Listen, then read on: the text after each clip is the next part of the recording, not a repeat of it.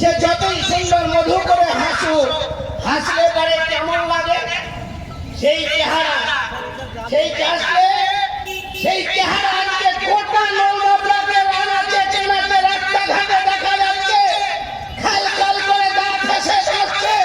শুধু নৌবাবলাকে না, শুধু নৌবাবলা নয়, আপনি গেলে পাবেন হরিয়াল ব্লকে, দমকল ব্লকে, আপনি পাশের ব্লক বেলডাঙ্গা, যেখানেই যাবেন, আপনি মহরমপুরে যান, নবগ্রামে যান, ভালোবাসায় যান, লালগোলায় যান, যেখানেই যাবেন, ডাক্তার বেহাল দশা, এই বেহাল দশা কবে ফিরবে এই দাবির মধ্যে আছে। আজকে দমকুল হয়ে যখন ফিরছিলাম, গঙ্গাধারী ব্রিজ পার হয়ে রাস্তায় চলা যায় না।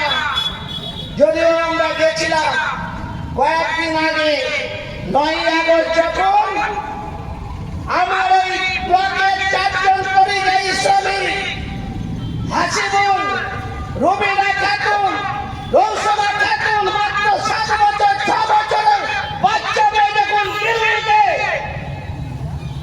পাঁচিল করে অতি বর্ষণে মারা গেল, তার পরিবার আমরা গেছিলাম সমবেদনা এবং তার যা কম্প্রিহেনশন পাওয়ার জন্য।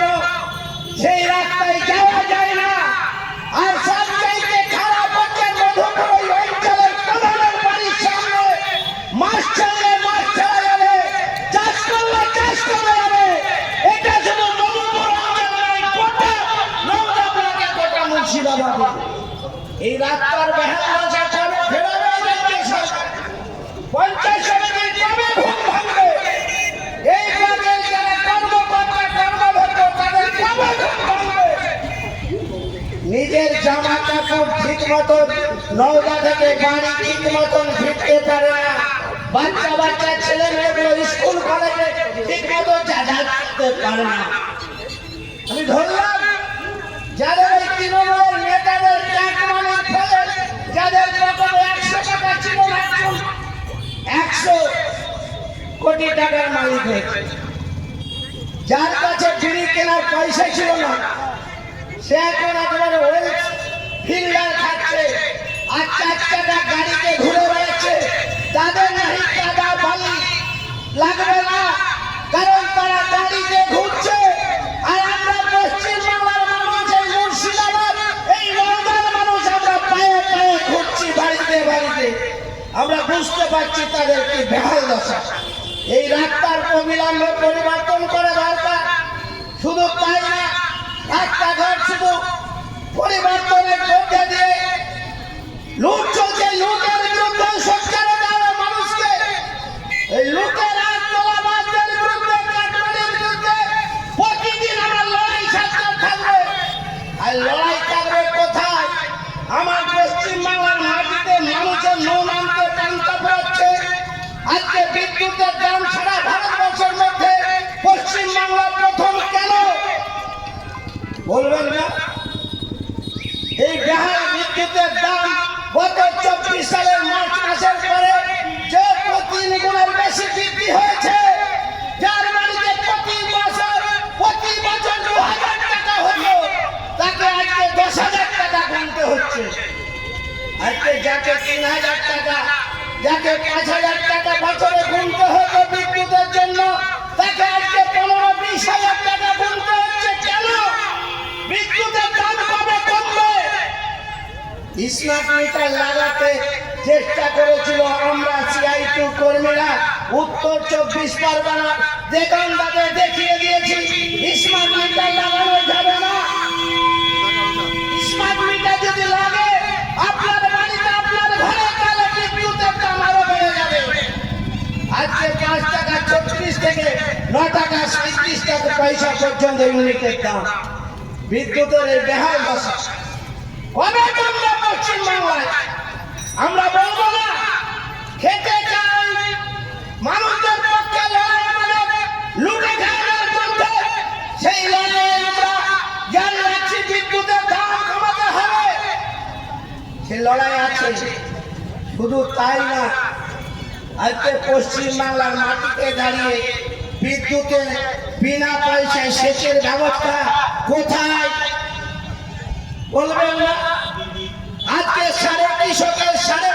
বিষের দাম, বীজের দাম ভয়ঙ্করভাবে বৃদ্ধি পেয়েছে, কালোবাজারি হচ্ছে, এভাবে ভরে গেছে পশ্চিম বাংলার মাটিতে দাঁড়িয়ে।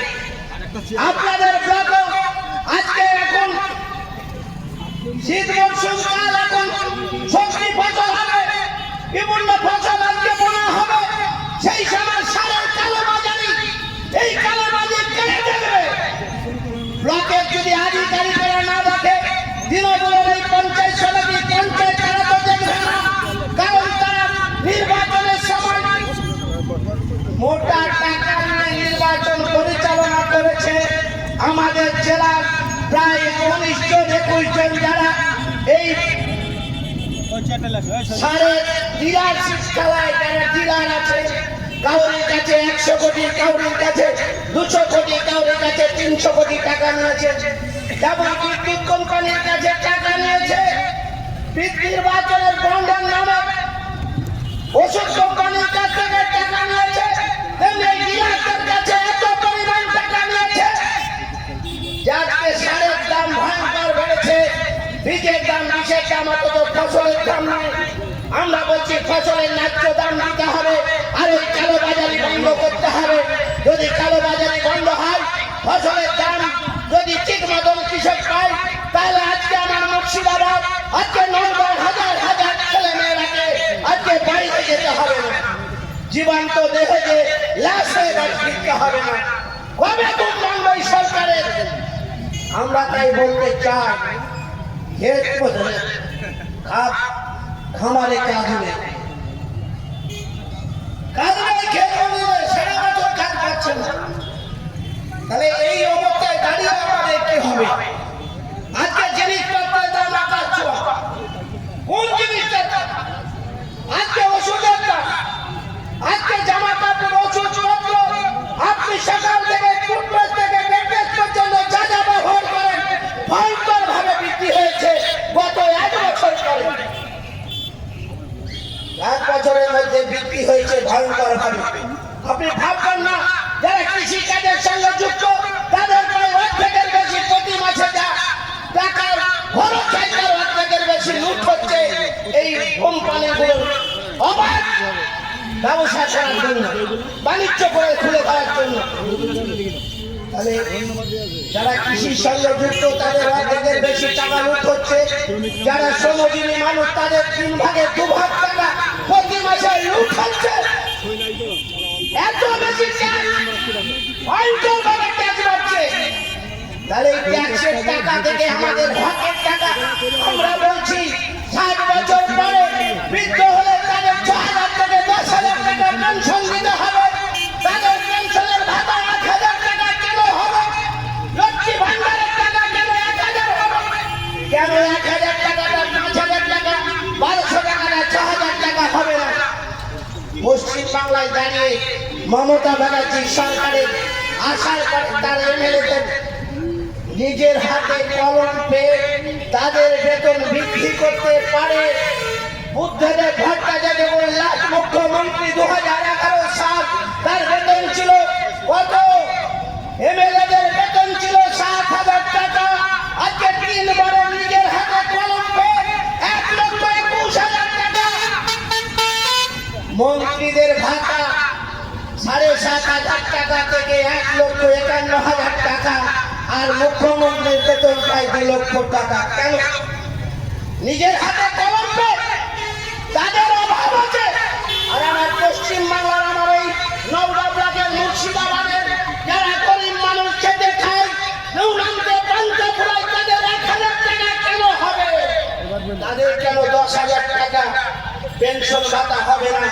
বৃদ্ধ ভাতা, বার্ধক্য ভাতা, কৃষি পেনশন ভাতা, অক্ষম ভাতা, লক্ষ্মীর ভান্ডার, অন্যান্য সব কিছু হকের টাকা, ট্যাক্সের টাকা।